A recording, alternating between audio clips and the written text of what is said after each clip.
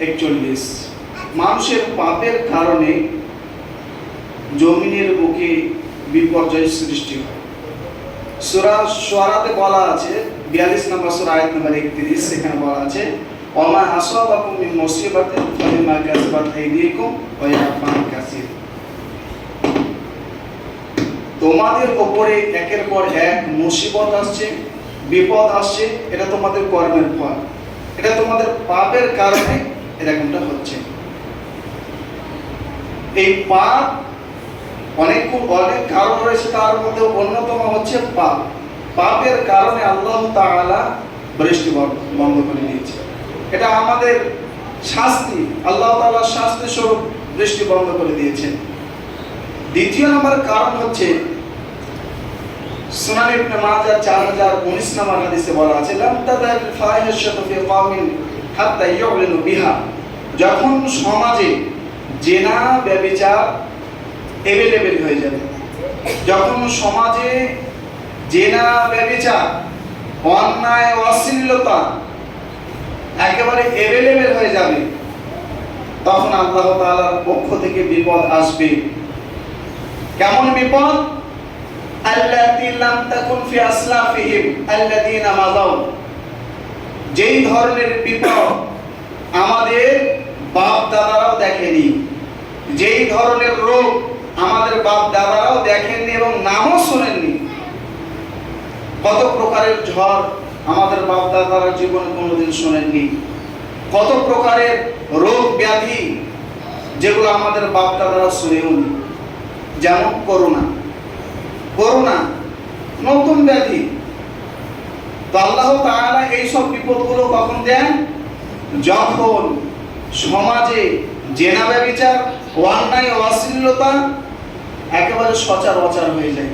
সচরাচর যখন হয়ে যাবে তখন আল্লাহ তাআলার পক্ষ থেকে বৃষ্টি বন্ধ হবে, বিভিন্ন প্রকারের বিপদ আপদ আসবে। নাম্বার 2, ওয়ালাম ইয়ানকুসুল মিকিয়াল ওয়াল মিজানা ইল্লা উখিযু বিস-সিনিন ওয়া শিদ্দাতিল মাউনাতি ওয়া জাওরিস সুলতানি আলাইহি। যখন মানুষ ওজনে কম দিবে, যখন মানুষ মানুষকে ঠকাবে, যখন মানুষ মানুষের সাথে গাদ্দারি করবে, বেঈমানি করবে, তখন আল্লাহ তাআলা 3 প্রকারের বিপদ দিবেন। নাম্বার 1, ইল্লা উখিযু বিস-সিনিন। আল্লাহ তাআলা দুর্ভিক্ষ দিয়ে মানুষকে বিপদে ফেলবেন, দুর্ভিক্ষের বিপদে ফেলবেন আল্লাহ তাআলা। ওয়া শিদ্দাতিল মাউনাতি, আল্লাহ তাআলা ফসলাদি কম দিবেন, আল্লাহ তাআলা ফসলাদি কম দিবেন।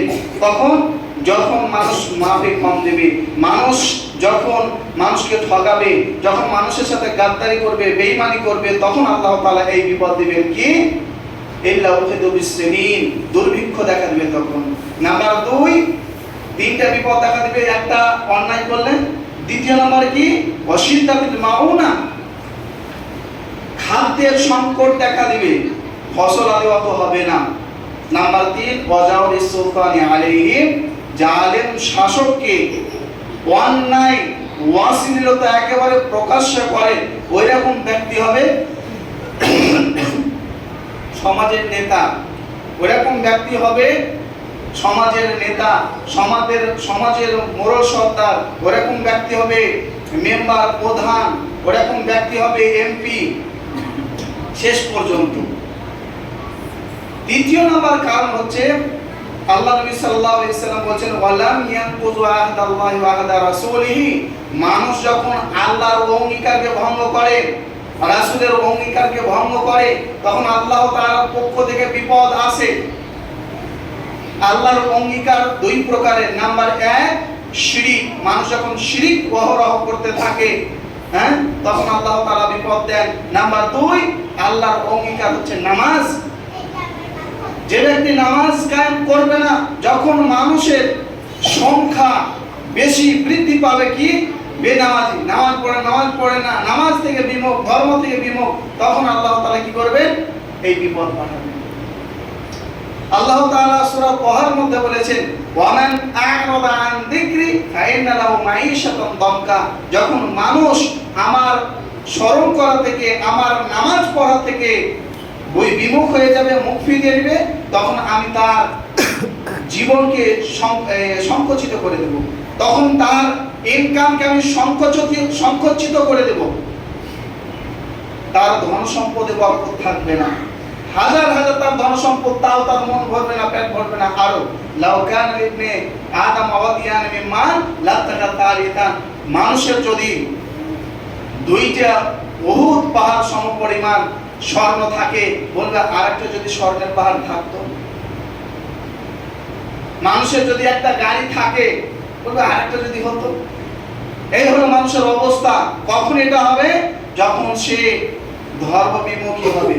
তখন আল্লাহ তাআলা বলছেন কি, যে কোন ব্যক্তি যদি এই ধর্মের জন্য সময় না দেয়, আমার ইবাদতের জন্য সময় না দেয়, তার যদি গোটা দুনিয়াটা হাতে থাকে, তারপরে মনে হবে আমার মধ্যে কোনো কমতি আছে।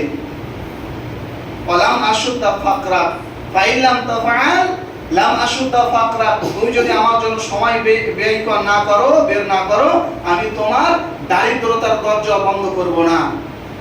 আল্লাহ বলছেন, ইয়া ইবনা আদম তাফাররাক লি ইবাদি